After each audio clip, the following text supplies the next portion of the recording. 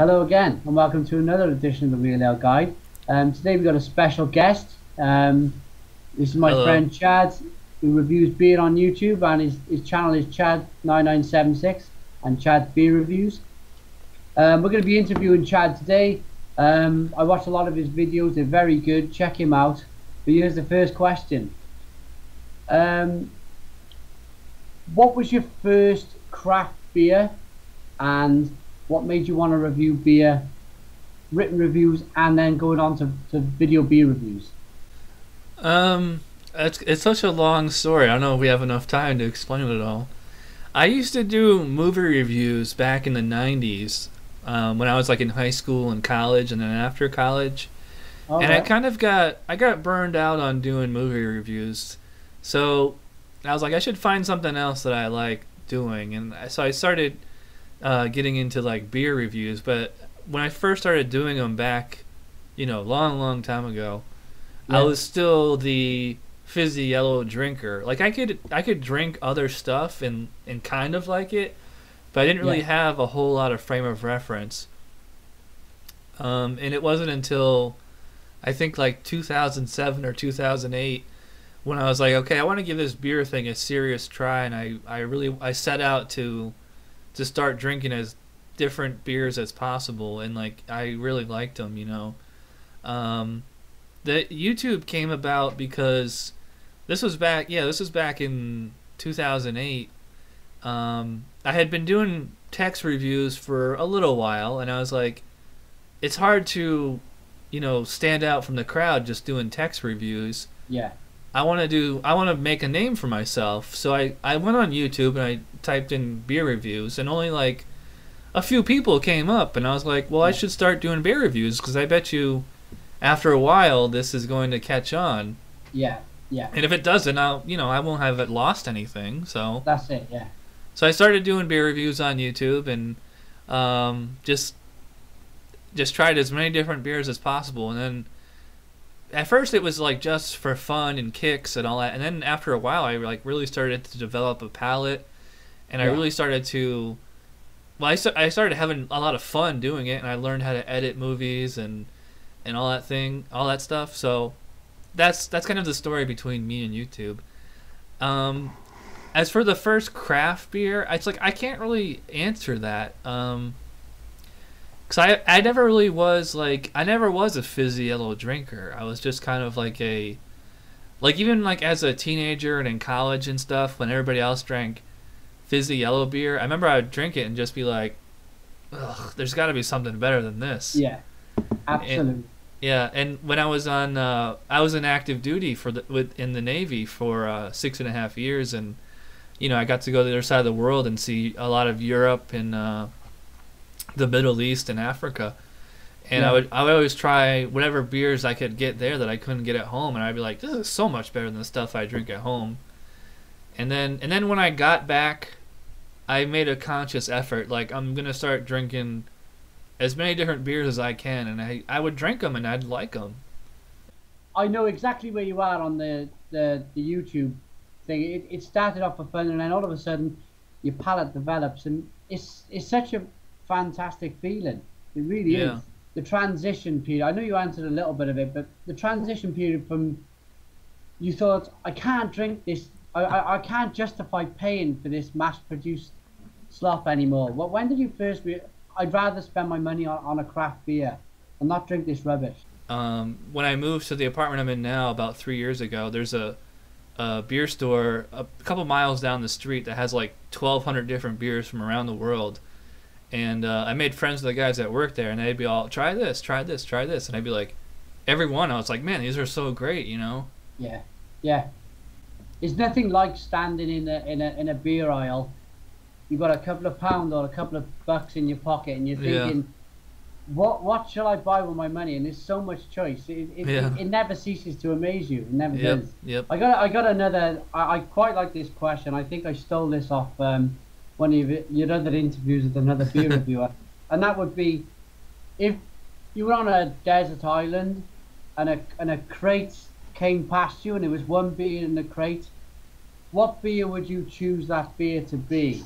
What would you like that beer to be? Well, I think on a desert island, all beer wouldn't be that good because it would be hot. um, but if you're asking like what's like my favorite, like if a beer I could have all the time and never get sick of, I'd probably say Pliny the Elder, which is an IPA from the West Coast. Right. But I've only had it once, and they're not distributed out here. I think if I lived on the West Coast and I could get it all the time, I probably would buy it all the time. I'm just worried about if I would get sick of it from drinking it too much. You know, it's hard to say because like I'm always trying to try new different beers, and it's very rare that it's like I want to have one beer in my fridge, you know. Yeah. But Pliny the Elder and the Southern Tier Chocolate Stout, those are my two favorite beers, and it's actually hard to choose. Like they're such totally different styles, but like I like them both so equally.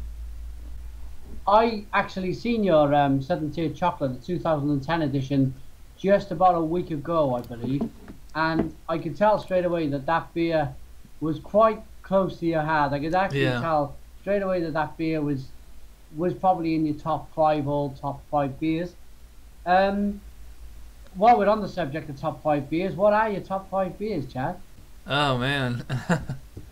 Well, definitely Pliny the Elder, Southern Tier Chocolate, probably Southern Tier Pumpkin, which is their Imperial Pumpkin beer. You know, it's so hard to really. I'd have to sit down and look at all the beers that I've reviewed and really think about it.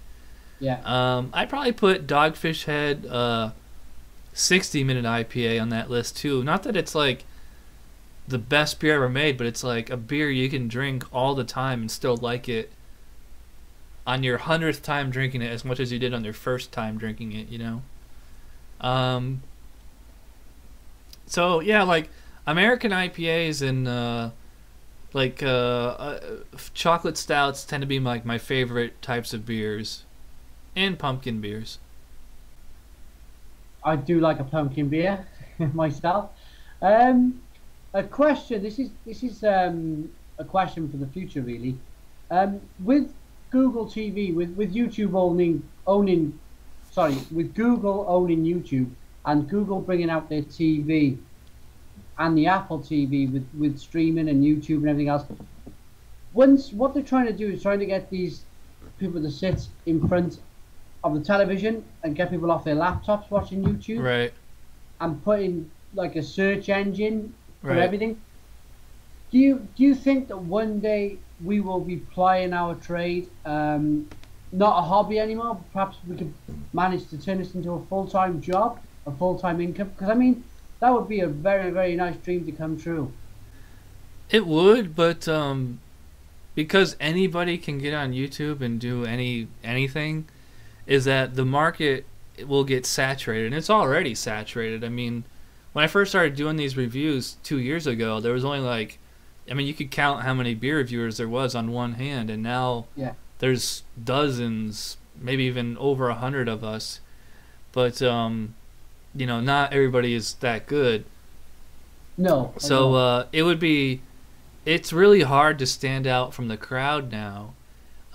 Like I can do it, and Jay and I'm a So Fats and some of the other Joe D. Like some of us, we can do that because we've been around for 2 years and we have the history. You've got the subscribers, and also you've got. Say, if I was to put down Newcastle Brown Ale, I think you'd be number one because of the viewing. Right. That's why I asked the question. The fact that because you've already done the review and it's up there, and it's top. That gives you, that obviously is a very good benefit, which I think hopefully in the future maybe there's a possibility of turning this into a job. I'm not. It is tough. It is tough, but I think you can turn it into a job if you're a beer journalist. If you're somebody who writes for a beer magazine or a beer website, like Ashley the Beer Wench or Lou Bryson or Stephen Beaumont, in the now deceased Michael Jackson. Those, because they were journalists first, or authors first and beer connoisseurs second. I don't think you could make a living doing video reviews on YouTube. It would be nice to make a living doing this, but I don't think it's realistic. As for, like you mentioned before, the Google TV, I don't have like a whole lot of faith in it, because I think when people watch TV, they want to watch TV and movies. If they want to watch the internet, they'll go on the computer. I don't have a whole lot of faith in it. I could be wrong. It's nice being partner now, is that it's like it's a little chump change that you get for doing, because I was going to do this anyway, and Google's going to throw some free money my way. Yeah. So I'll take it. But you're not going to get rich doing this. You're not even going to pay the bills doing this. No, perhaps you're right. I think I got a few questions here. If it was a really, really hot day, and you had to choose a macro, would you drink a macro beer? I mean, because these beers are designed, they're more or less designed for hot days, I believe. You whack them in the fridge to get them, because the colder the better with them. Yeah. What would you choose? You know what? Actually, Schlitz and Pabst Blue Ribbon are actually, even though they're macro lagers and I think they use adjuncts, they're really not that bad. They're pretty thirst quenching. They don't really taste, I wouldn't go as far as to say they taste good, but they don't, there's nothing about them that turns you off. Pabst Blue Ribbon and Schlitz, kind of that Saranac Bohemian Pilsner is actually pretty decent. It's hard to find a good pale lager or Pilsner like that I really like. I'm sure there's like a lot of good German ones out there, but I just haven't had those yet. Yeah. I'll go for to honestly answer the question, on a hot summer day, there's nothing better than an authentic German Hefeweizen. Weihenstephaner, Schneider, Hackerschor, those are the best beers on a hot day. I imagine. And probably on a winter's day, now we're in winter, what stout would you pull out the bag to drink like on a Christmas Eve or a cold day in the winter? Any of the Southern Tier Blackwater series, that's for sure. The Java, the chocolate, the creme brulee, the mocha, any kind of oatmeal stout, chocolate stout, Rogue Shakespeare stout, that's a good one. That's an oatmeal stout. Samuel Smith's oatmeal stout, that's a good one. There's just so many to choose from. I got one more question, and I'm going to give you a chance to plug your channel. The last question I got for you, Chad, is what's your plans for the future with your beer reviews and with YouTube? That's a good question. It's kind of fuzzy right now, because I'm hoping to start a job, maybe not a full-time job, but just a job, sometime in 2011. So I'm hoping to cut back to 3 days a week, because I do about 5 to 6 days a week right now, and it doesn't sound like it's a lot of work, but it actually is. But as sort of a long range plans, I mean I can, as long as my employer is okay with it, whoever my future employer may be, I mean I just plan on doing beer reviews as a hobby, just for kicks and for the extra money YouTube throws my way, for forever, Yeah. I think there's so many beers you could go forever. There's so many beers around the world you can go forever. Thank you very much. I'd like to thank Chad so much for doing this beer review. Yeah, thanks for interviewing me. I love doing these. And the interview even. Thank you very much. Chad sent me 7 beers, which I've just reviewed. They're absolutely great. They're really, really good beers. I'd like to thank Chad for sending me the beers. It would come as a complete surprise just last week, so it was a nice Christmas present. Thank you, Chad. I'd like to send you something in the future. But thanks for watching the Real Ale Guide. Thanks to Chad, and cheers. Cheers. Bye. Bye.